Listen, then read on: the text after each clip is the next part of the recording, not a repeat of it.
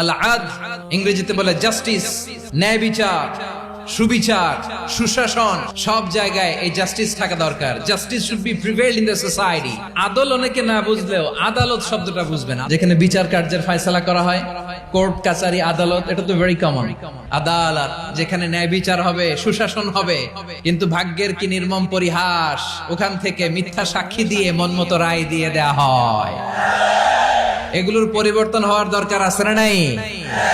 আদলের বিপরীত হচ্ছে জুলুম। যে সমাজে আদল থাকে না, সেই সমাজে জুলুম মানুষের ঘাড়ে চেপে বসে। জুলুম মানে হচ্ছে বৈষম্য। বৈষম্যের স্থান ইসলামে নাই, অবিচারের স্থান ইসলামে নাই।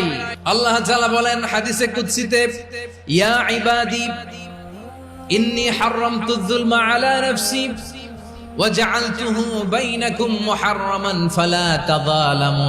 আমার গোলামেরা শোনো, নিশ্চয় আমি আল্লাহ তাআলা জুলুমকে আমি আমার উপরে হারাম করেছি, অনুরূপভাবে জুলুম করাকে তোমাদের উপরেও হারাম করেছি। ফলে ফালা তাযালামু, তোমরা একে অপরের সাথে জুলুম করো না।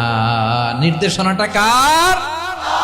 যে আমি জুলুমকে নিজের জন্য হারাম করেছি এবং তোমাদের জন্য হারাম করেছি। আমরা আর এরকম কোন জুলুম বাংলাদেশে দেখতে চাই না। জোরে বলেন ঠিক কিনা?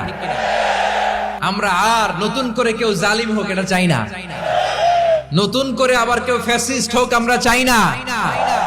এক দল আরেক দলকে নিশ্চিহ্ন করার রাজনীতি করুক আমরা চাই না। আমরা সুশাসনের বাংলাদেশ চাই। আমরা বিশ্বের বুকে সম্মান নিয়ে মাথা উঁচু করে দাঁড়াতে চাই। ঠিক কিনা বলেন? আল্লাহ তাআলা আদলের আদেশ দিয়েছেন, সুশাসনের, ন্যায় বিচারের আদেশ দিয়েছেন। ইন্নাল্লাহা ইয়ামুরু বিল আদল।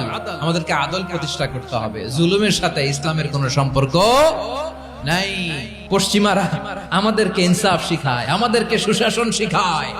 আর ইনসাফ, সুশাসন, ন্যায় বিচার, সুবিচার, জাস্টিস কারে বলে বিশ্বনবীর বায়োগ্রাফি থেকে জেনে নাও।